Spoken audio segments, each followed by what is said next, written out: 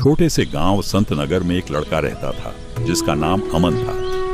वह ईमानदार, परिश्रमी और सच्चाई का दामन थामे रखने वाला लड़का था।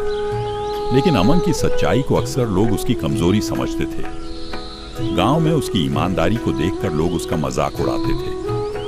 अमन के पिता रघुनाथ गांव के मुखिया थे और हमेशा बेटे को सच्चाई के रास्ते पर चलने की सीख देते थे।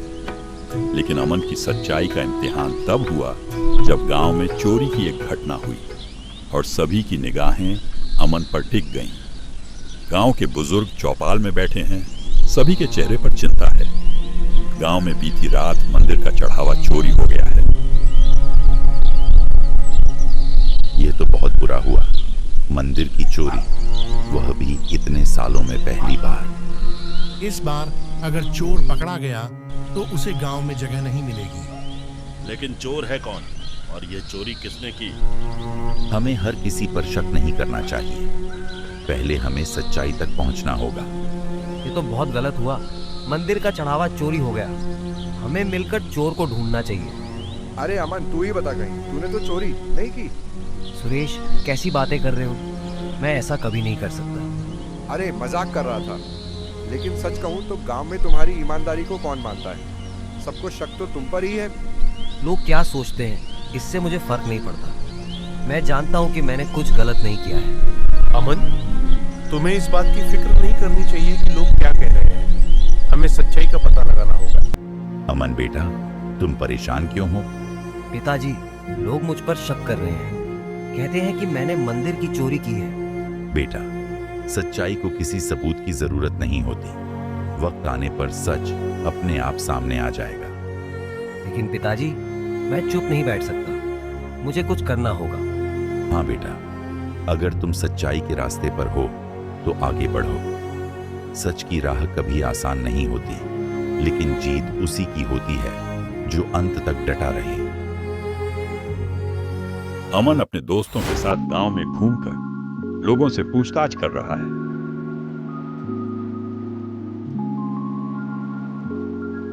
काका, उस रात आपने कुछ अजीब देखा था। बेटा, रात को मैंने दो साइयों को मंदिर के पास देखा था, लेकिन अंधेरा था, पहचान नहीं पाया। क्या वे गांव के ही लोग थे? शायद, मुझे पूरा यकीन नहीं है, लेकिन उनमें से एक लंगड़ा कर चल रहा था।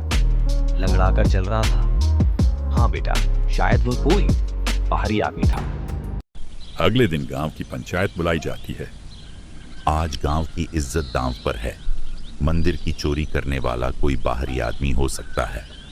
लेकिन मुखिया जी, कहीं यह सब अमन का कोई खेल तो नहीं? मुझे खुद पर पूरा भरोसा है। अगर मैंने कुछ गलत किया होगा तो सबके सामने सजा के लिए तैयार हूँ। लेकिन अगर मैं बेगुनाह निकला तो? किसी पर बिना सबूत आरोप लगाना गलत है। हमें पहले सच्चाई का पता लगाना होगा। अमन और विजय रात को मंदिर के पास छिपकर नजर रख रहे हैं। अमन, रात को यहाँ कुछ तो गड़बड़ हो रही थी। हाँ विजय, देखो वह देखो। अमन और विजय देखते हैं कि दो आदमी मंदिर के पीछे छिपकर कुछ कर रहे हैं।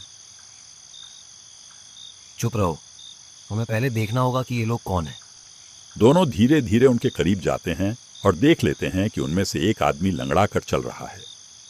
अरे, ये तो बाहरी आदमी लग रहा है। हाँ विजय, ये वही आदमी है जिसके बारे में काका ने बताया था।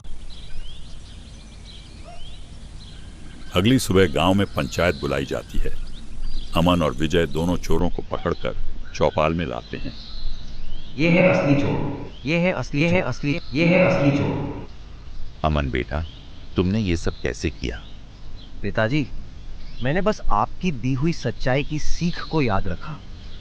जब इंसान सच्चाई के रास्ते पर चलता है तो रास्ता खुद साफ हो जाता है। अमन, हमें माफ कर दो। हमने बिना सोचे समझे तुम पर शक किया। माफ करने से बड़ा कोई धर्म नहीं होता है। आज मेरे बेटे ने साबित कर दिया कि सच्चाई की ताकत सबसे बड़ी होती है। सच्चाई की राह मुश्किल जरूर होती है, लेकिन अंत में जीत उसी की होती है। सच्चाई की राह पर चलने वाले को भले ही मुश्किलें आएं, लेकिन जीत हमेशा उसी की होती है। सच्चाई का रास्ता कठिन होता है, लेकिन अंत में वह सबको सही राह दिखाता है। दोस्तों, ऐसे ही वीडियो देखने के लिए हमारे चैनल को लाइक करें, सब्सक्राइब करें। मिलते हैं अगले वीडियो में।